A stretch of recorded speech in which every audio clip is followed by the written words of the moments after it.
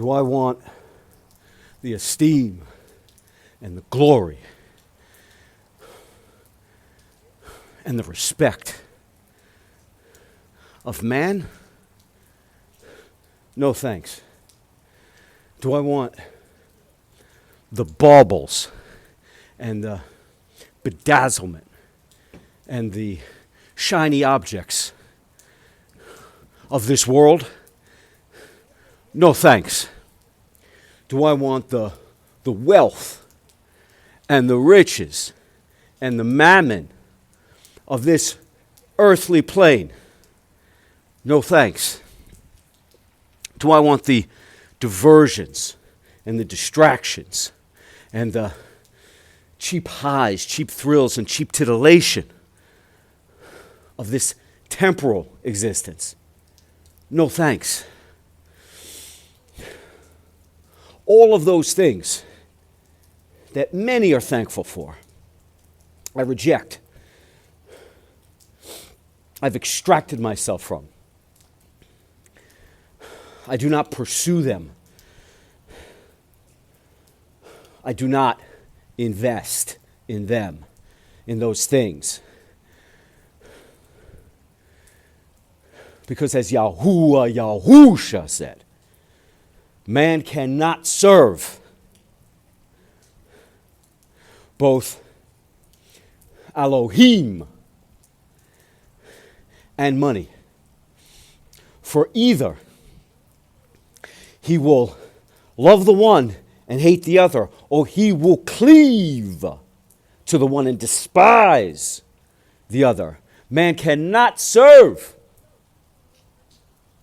both the Most High and mammon.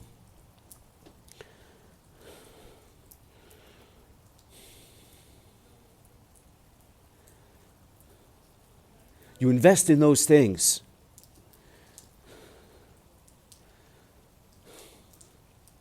you're paying a price that you're not even aware that you're paying.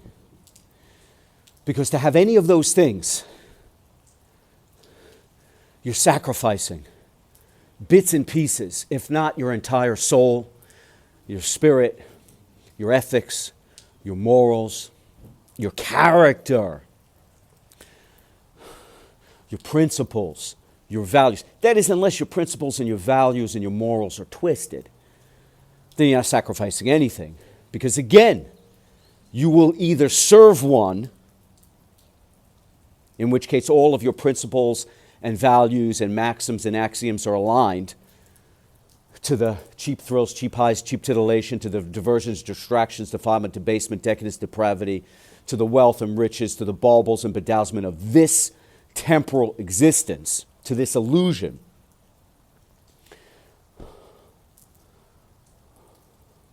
Or your maxims, your principles and your values are aligned to something far greater, to something that doesn't tear you to pieces over time, to something that doesn't cause you to lose what you should be holding most dear. Because all those other things that you're chasing will end up leaving you ever thirsting, ever hungering, ever chasing, constantly clawing, scratching, and cannibalizing for more. You want the power of this world, you will be rendered weak at heart. You want the riches of this world, you'll be rendered destitute in your soul.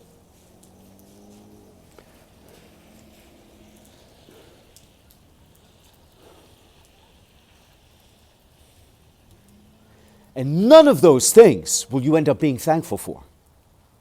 None of those things will you end up having gratitude for. None of those things will bring you true gratefulness. This is why I say no thanks to the ways of the flesh.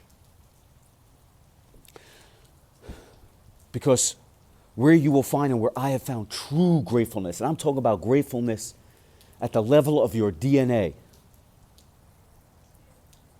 the level of your genetic code, such that when you come to this understanding that your genes, for the first time, your DNA expresses itself. It's like a switch. Your genes are encoded for gratefulness. But based on your environment, based on how you conduct yourself, based on what you immerse yourself in, will those genes switch on or stay switched off? This is known as epigenetics. And it's true. It's real, not just for all the other things that you manifest physically. It's also true for what you manifest spiritually. For when you receive the word of Yahuwah, Yahusha, and he washes over you and fills your heart with the Ruach HaKodesh, the set-apart spirit, the breath of Yahuwah, that baptizes you with that set-apart spirit and with fire, such that all of the toxins, all of the poisons, all of the evil washed away from your body, and you're revised, your mind revised, your soul revised, refreshed, renewed, reconstructed, reborn once again in his image. And then you know true thankfulness. Then you know what it is to be truly grateful that you have found him and you have found what you have always searched for. Because you weren't really searching for power, esteem, or glory from man. You weren't ever really searching for wealth and riches and mammon in this world. You weren't really searching, certainly not searching for the diversions and distractions and cheap thrills, cheap highs, and cheap titillation of this temporal existence. What you were searching for. You weren't searching for the titles and the roles and the championships. I used to think all of that. I used to chase all of that. But I was never happy. Because what we're really searching for is love, healing, joy, peace, and life. The true life, the real life. Not the walking dead, zombie-like life we all lead up until that moment, that Damascene moment, that road to Damascus moment that Paul found himself traveling, that Saul, formerly Saul of Tarsus, the persecutor, the most dedicated, convicted persecutor of the followers of the way, the followers of Yahusha in the early days. The road that he was traveling to Damascus to persecute more followers of the way until he was blinded by the light, not by darkness. He was stumbling around in the darkness, but he was blinded by the light of Yahuwah, Yahusha, who said to him, Saul, why is it that you persecute my people, my taught ones, my children? And Paul went from being the ultimate persecutor to the most staunch follower of the way, an evangelist for Yahuwah, Yahusha. He was always an evangelist for Yahuwah. He just didn't realize that Yahusha, what Yahuwah manifested in the flesh, the Most High, who manifested as he who saves, he who redeems, he who delivers. And when you come to that moment where you realize that none of the accoutrements of this life, of this walking dead, zombie-like existence where you're on the endless treadmill, the hamster wheel, you're in the rat race and you've invested it all, you still have questions. Every question you get answered, another question pops up after that. Every door you open, another door locked behind it. Every mountain you climb, you're at the bottom of another. Until you get to that moment where you say, there's got to be something else. There must be more. My life must have some meaning or some purpose. And in that moment where you finally hear the call, for those who have ears to hear, hear. For those who have eyes to see, perceive. For those who know, for those who seek, you will finally understand that when you receive the word and the Ruach baptizes you, immerses you in his love and his glory and his grace and his forgiveness, his salvation, his redemption, when your heart is purified, clean, true, sanctified, justified, and righteous, in that moment,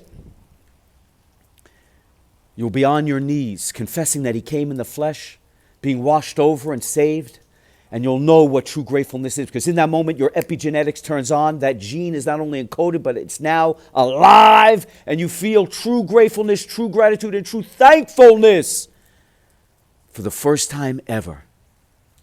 And in doing so, at some point, you realize that in surrendering to Yahuwah, Yahusha, and asking him to show you how to live your life in a manner that pleases him most, you have what you always searched for.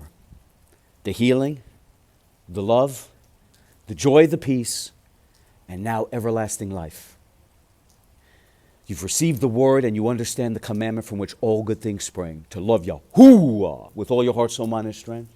And to love your fellow man as you love yourself. And then you will be truly thankful.